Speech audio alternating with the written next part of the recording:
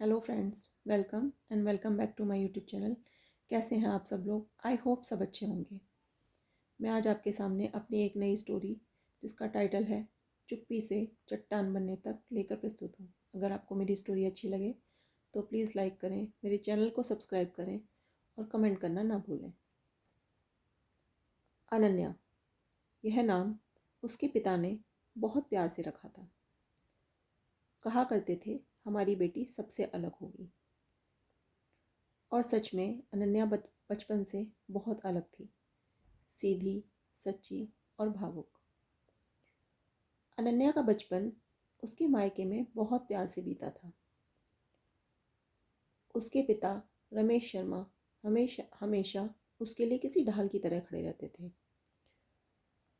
और उनकी माँ सुमन उसके लिए एक दुआ की तरह काम करती थी। उसके भाई बहन उससे बहुत प्यार करते थे। घर में हंसी थी, बातें थी, सपने थे। अनन्या को कभी एहसास ही नहीं हुआ कि ज़िंदगी इतनी कठोर भी हो सकती थी। वह अक्सर सपने बुना करती थी। एक ऐसा पति जो उसे समझे, उसका हाथ थामे, एक ऐसा साथी जो उसको हर बात में उसका सहारा बने और जहाँ वो सिर्फ एक बेटी की बहू की तरह नहीं, एक बेटी की तरह रखी जाए। फिर उसकी शादी हुई। शादी बड़े अच्छे से हुई। सबने कहा लड़का बहुत अच्छा है, पढ़ा लिखा है, समझदार है, संभ्रांत परिवार से है। लड़के का नाम था राहुल। शादी के दिन अनन्या बहुत सुंदर लग रही थी, लेकिन उससे ज़्यादा सुंदर था उसका विश्वास कि अब उसकी ज़िंदगी और भी अच्छी होने वाली है। पर सच्चाई शादी के बाद धीरे धीरे सामने आई। राहुल एक अच्छा इंसान हो सकता था, लेकिन वो एक अच्छा पति नहीं था। वो बात कम करता था, उसके अंदर भावनाएं बिल्कुल नहीं थी। अनन्या जब उससे कुछ कहती तो वह मोबाइल में व्यस्त रहता या उसकी बातें सुनकर सिर्फ टाल देता, जैसे उसकी मौजूदगी राहुल की ज़िंदगी में थी ही नहीं। दिन बीतते गए और अनन्या को समझ आने लगी कि वो इस रिश्ते में अकेली है।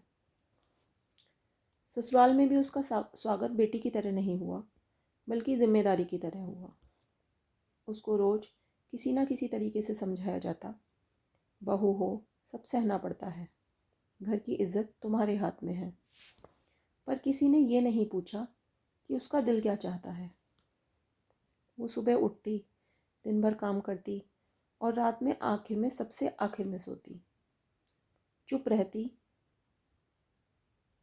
और दिन पर दिन खुद से थोड़ा सा और दूर हो जाती। रातों को वो अक्सर छत की ओर देखती रहती और सोचती, क्या यही मेरी ज़िंदगी है?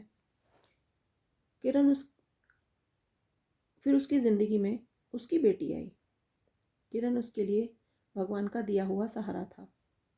उसकी पहली मुस्कान में अनन्या ने वो प्यार महसूस किया जो उसे कभी अपने पति से नहीं मिला था।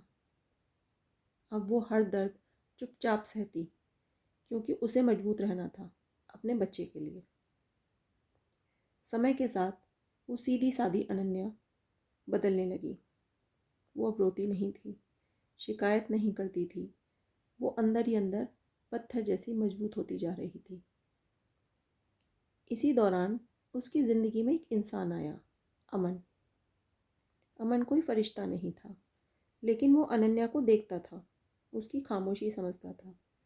जब वो बात करती, अमन सुनता, पूरी तसल्ली के साथ। पहली बार किसी ने उससे पूछा, क्या तुम थकती नहीं हो? और यही सवाल अनन्या की आंखों में आंसू बनकर छलक गया। अमन उससे प्यार करने लगा, बिना शर्त, बिना किसी मांग के। और अनन्या भी पहली बार महसूस करने लगी कि उसका दिल भी अभी भी जिंदा है। पर खुशियाँ तो जैसे अनन्या के घर का रास्ता ही भूल चुकी थी। अमन भी ठंडी हवा की झोंके की तरह आया और चला गया। उसको अपने काम के सिलसिले में शहर से बाहर जाना पड़ा। आखिर उसने वही किया जो सबसे कठिन था।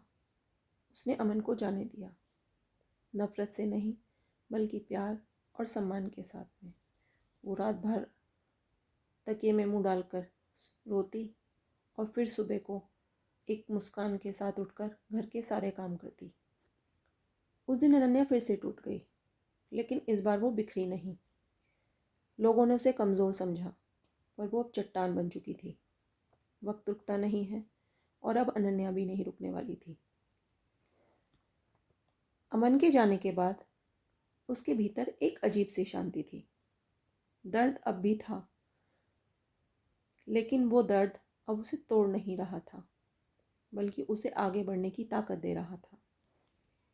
उसने समझ लिया था कि हर प्यार को पाया नहीं जाता है। प्यार हमें ये सिखाने आता है कि हम अभी भी काबिल हैं।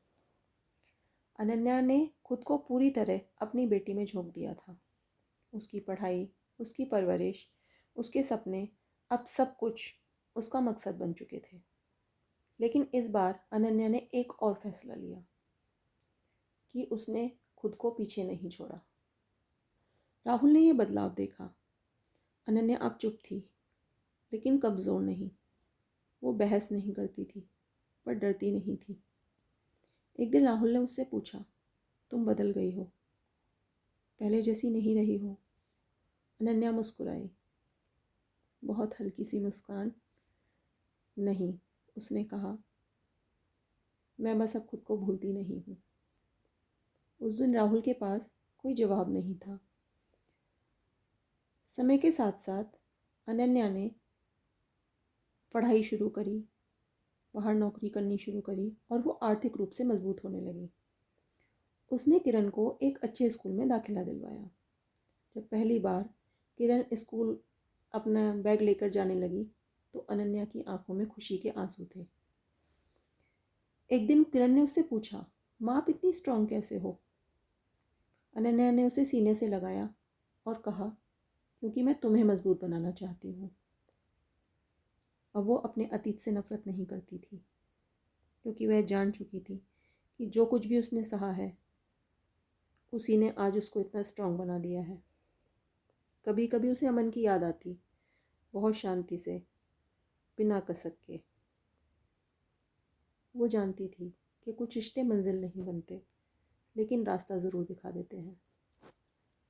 अनन्या की ज़िंदगी अब भी परिपूर्ण नहीं थी, लेकिन उसकी अपनी थी। वो अब किसी के सहारे पर जिंदा नहीं थी, बल्कि अपने आत्मसम्मान पर खड़ी थी। वह अब भी उसी घर में थी, उसी रिश्ते में थी, लेकिन एक बदली हुई औरत के रूप में। सीधी सादी अनन्या अब भी थी, लेकिन उसके भीतर एक चट्टान थी, जो सिर्फ अब सहती नहीं थी, बल्कि आगे बढ़ना जानती थी। और ये उम्मीद थी कि उसकी कहानी अब यहीं पर ख़त्म होकर नहीं रह गई है। और सबसे ज़रूरी बात, वो अब हार नहीं मानने वाली थी। वो लड़की अब भी वही है, उसी ज़िंदगी में, उसी रास्ते पर। फ़र्क सिर्फ इतना है कि अब वो सीधी सादी लड़की नहीं है। वो एक मज़बूत चट्टान है, जिसे हालातों की आंधी भी नहीं हिला पाई। और शायद यही उसकी सबसे बड़ी जीत थी। Thank you so much.